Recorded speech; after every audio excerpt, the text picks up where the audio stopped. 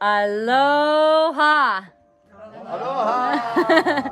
And welcome to Wisdom Dialogues with Hope Johnson, coming to you from Upper Kapoho on the beautiful big island of Hawaii.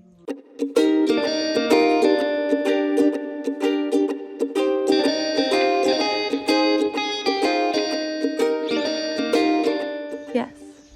Do you think that people can come back to the state of love without any punishment if they did something apparently wrong? What the heck? Like if you just How's punishment gonna help them get back to love? so like nothing. If you just let people play out whatever patterns they need to. Can they What else are you gonna do? But let them play out the patterns. Like, what else are you gonna do?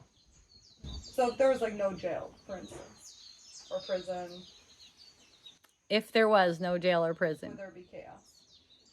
I don't know. I don't know what kind of perception it's gonna be, but you know, likely. It's all the illusion is chaos, anyways. Yeah. So.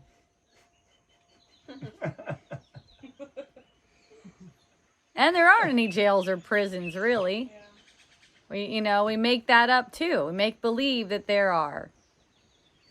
It's not, again, it's not about doing anything in the world. It's not about setting the prisoners free, because there's no such thing as guilt. There's not prisoners.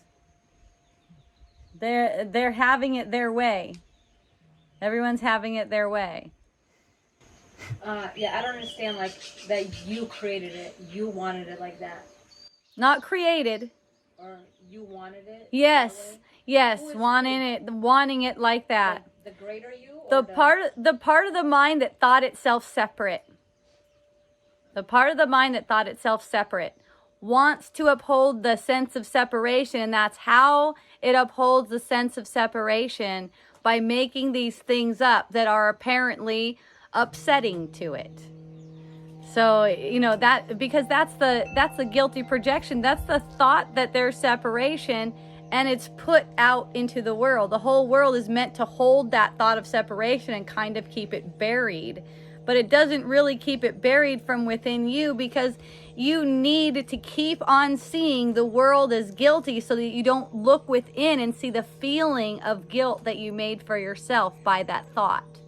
So the world keeps the distraction going. It keeps there being a distraction to keep from seeing what you made of yourself in your mind. See, we all made something of ourselves in our mind in order to make us appear as if we're mortal. See, we made something of ourselves. And to distract ourselves from knowing that we made something of ourselves, we are projecting it into the world. And we made something of ourselves in the mind. We even projected onto ourselves as in the self-image. Some of you might hear, like I do from time to time, "You're a fucking idiot." Thanks. That's awesome. It's just that the ego is vicious. The ego is just vicious. And the ego finds things wrong in the world, one of them being your apparent self, your self-image. Because the last thing the ego wants is for you to look at the thought that you made, what you made of yourself, and make that responsible for what you're perceiving, instead of making the world responsible for the perception that you're having.